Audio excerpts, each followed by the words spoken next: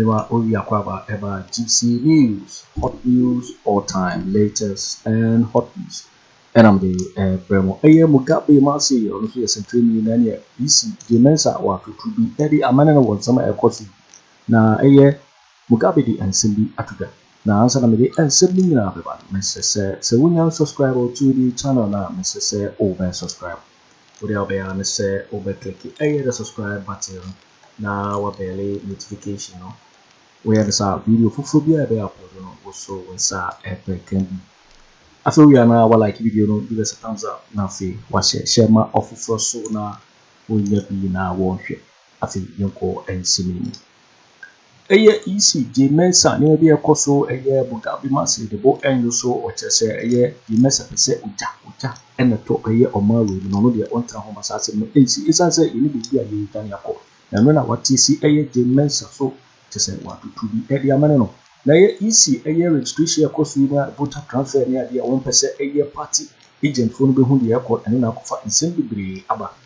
Na Mugabe chese petition akodu president din de dendea Nkofu bi na the petition akwa won chese nyema bia Mensa election 2020 ni bia kokosu be ya the president wonya maami kwan chese wongiri fi ho na wonfa boss manasare embe sheho Mugabe na dis hanse ngoni na etuda na wada ensem bebre edi na yesemre no eputi ensem Mugabe adituga bra wo to bi mane ECD Mensa na wada ensem dodo na ra edi enti ni sema wodi atuga ni tinsema up to what is it that they are hiding, and what is it that the EC per this decision, either deliberately or inadvertently, aiding the MP. Sabe se mintiasio sabe mi preduasa se Mensa ne ma oye no edam na wo bo se woni ne nkofo no mu ya adwuma bossman mo ne nkofo e kan ho no se ejinio se ye dambo se ye bayio wodwe ho awon tiase wogire ho a wonti ase ma amene pese Ghana ejato Ghana yenya ma sebe Mensa no onye obi asawo e ma ne faja e meto Ghana yeni baabi ye dwane akọ ye oman ba ko pe oman na won ene Ghana on the 6th of March 1957 and ma we nya e fa hodi Mensa no onye obi a yetime tell me ni parfum tie mi ye yetime tell me ni parfum mi ya ma oman we ejato oman we mu and before na man adwuma so wonye the point authority woman dey dwuma die share nsa as I'm speaking to you now right now na the table so tie me ye na the table so confirm the petition ko say yes ni niam bia wo ye ewo election 2020 mu the results na ACC so no nti omompe kwan omobafa so amaame no omobegya ne kwan what one Meka aya honho masema you won't believe it. No bajima di do jimidie way back mekai sa samoja of finance MPP mekai abra muntetre yade akofo agumi say de mekotra ka makono na aya benif ade abehye me botom me ko wura say one prisons ya me yi matade no me hu say asamoja asiume say Mugabe say what they say of finance MPP and asamoja wonam he and esema meka bia no meka ekabe so I want the office of the president to come out today I'm giving them 72 hours to come out what is na the table so petition ya ba da wa say Mensa ekwafo na wo ma yi saloto say free ho no ebesi ene minum ye nu ni obi awo na so nya judges ya o motena ase ko tena ase Emma recommendation say enema procurement breaches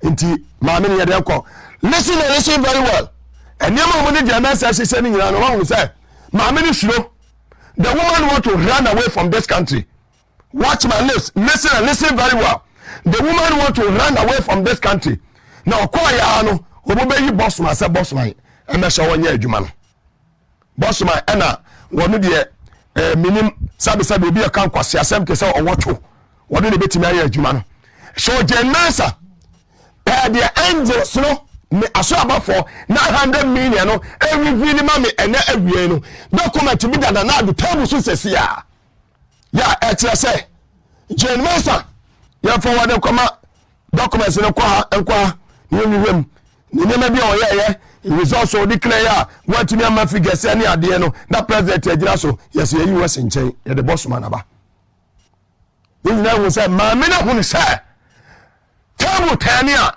she cannot live in Ghana and she has nowhere to go it was walk up into on the clear in the spiritual realm near that be America me amenya Mugabe we shall about Mugabe wo da me now wo da na dwa wo da me na wo ya powerful ncheme wo da me na enema ehu ene de ka me say document that now the table so say now should come out from the office of the president no more can say Salam Mugabe Ekano from the angels na 900 million angels they don't disappoint document said that now the table so say ya Akufo-Addo woman only MVP for one na dia de ko woman me ye Charlotte said there woman what is so become wasn't from the angels sure I spoke to Dr. Manebuama some about 13 days about this BVDs the gentleman is working Dr. Manebuama mo to dware mu na mo bompa ya mo bi ma no the man is working and we will be wo asutie okasa kire na wo yedan wo tie eni eche bi adwuma wo fra the phone and I do the suom wo kwa about return o call woni ni team no computer man Made Jibril and Dr. Boakye they are doing a fantastic job for NDC and John Dramani Mahama muye today I'm saying it here without fear or favor from the source in the spiritual realm the angels the 900 million angels what they are telling me they are in the office of the president and documented down now the name say no we wan crofo na dey akose ye ba kwa na nyi Mensa free so aye adwuma na wie registration be ende ti we mu yes as we wie na obete say ye de bibi court supreme court ye hu ma me no kwa no 2020 abato e course no 2020 abato e course no nkata mu no ene ma nko yie na nanado na fe ba say oh ene we de eye pa Mensa ko ne the boss man aba the woman want to run away and that is the cover take it or leave it me kasa in the spiritual realm me kasa I know what I'm talking about and then mark my words and now for them to tour you come back and tell me some God will won here power to the people I don't will be in how God have this no I'm not afraid of anyone except the Lord I'm Jumbon woman you Jumu no e ya check wo say wo sit here ni so bibia o so bobo me tuo woto a anto me catch your play fa woto a anto woto so anto a wo nko e ho na e besi power to the people share I was MD before no emraso and some for Mensa Adorye some kwa upper committee last week what take a decision about this policy and electoral fair vote and a replacement of voters ID card and anajo and you anajo because the other issue statement say more directly say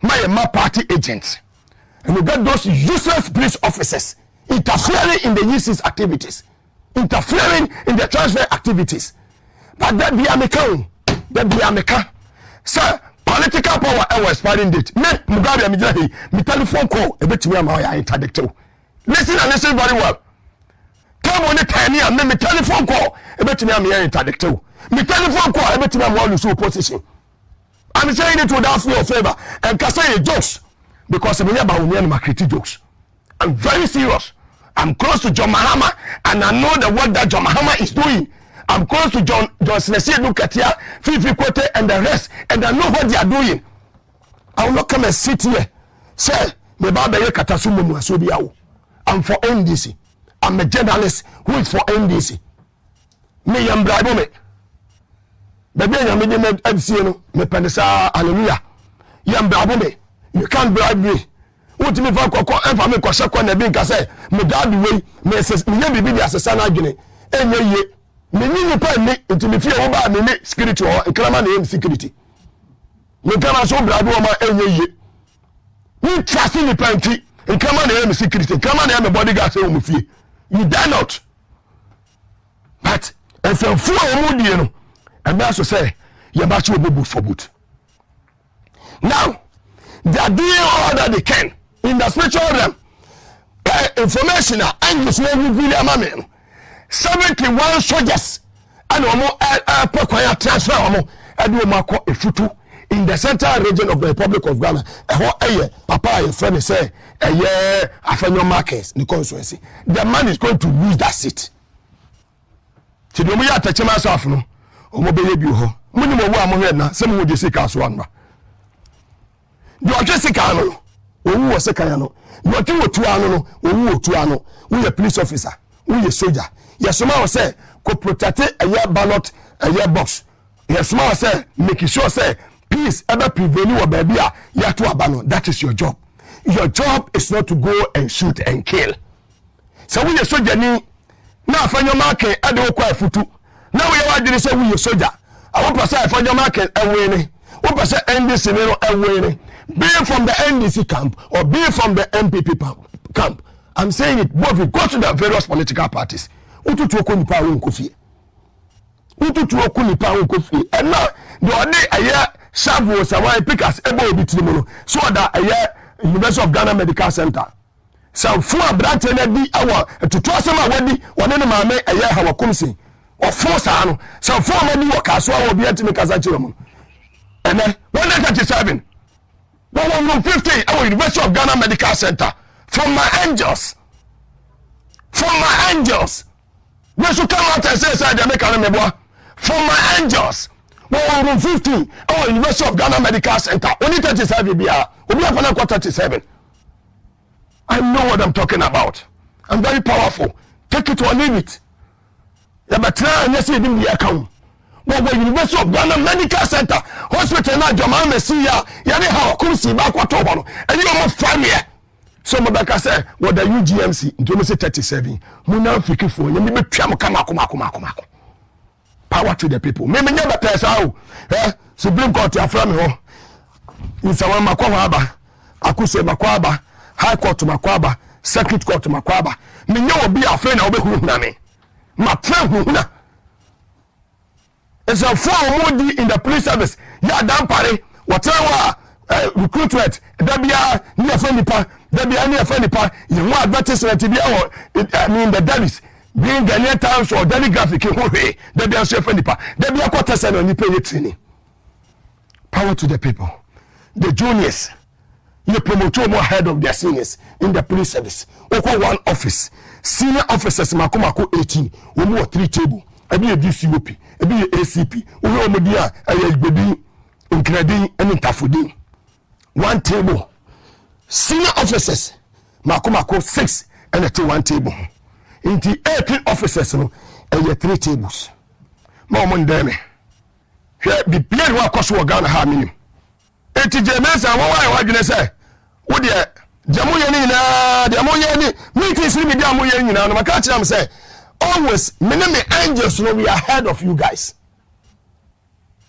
Now also we say I dey na moye bibia na mababeka Mensa metia some say our kumse ni ba no 37 then they catch us room 50 or University of Ghana Medical Center number case take it or leave it me na frame atam kolega biga mugabe masem o minim yenyemie utumadura o sell wo how ho okotwa akokọ we are wasting your time o ban so a e wasem me so bebia 24 years in this profession you ni banya kwada wo ana niam ye hu letter commission ye hu afarija ye hu shaloto say ma me wo ya fo enti now no eniam wo ye ni nyina no wa ya enfa to person Ghana free Ghana ha to mama nkofo in the spiritual realm at the petition Kwabena Agyapong say Mensa na Juma no 2020 na so any in the coming weeks right today's date this is coming from the angels the 900 million angels in the spiritual realm in the coming days obeto wasem power to the people many a friend capacity matan ko ga biga mugabe mas many a friend capacity man me can't take it or leave it metina radio god TV god ni muti FM eka say asamojan wo ye MPP financier me say on the day ya munteti ya convict ye no ya de hankofo go me say amekon na believe gina courtroom ho na say ye be serve obi ye be believe be serve adi bibi be ma obi a courtroom inside and what they be ba show me botum so for mu die nyina kwa akosi aga what is Agyamojans today. Yo, it's for waiting and some year Mugabe Masi and to go to be my EC no our chess on Trahoma EC Emma Uja Eto or Mem, as I say, you did be a yako. No, be a course so I was set a year month for the petition after that. I the president said the Bayer will be in the free and boss Masari about the show. Now Mugabe and some to go now and not Africa because GCD so and our head on. So we now subscribe ya necessary over subscribe and I like it. Now I share video ama ofufro so eni bi na wahwe. Also betimi ache wadin afaye and so we na ho e wo comment box ni. Mubeti nkabi in my next video. Thanks for watching. Like and share the video. You can also drop your comment. Please don't forget to subscribe. Click on the bell to turn on the notification.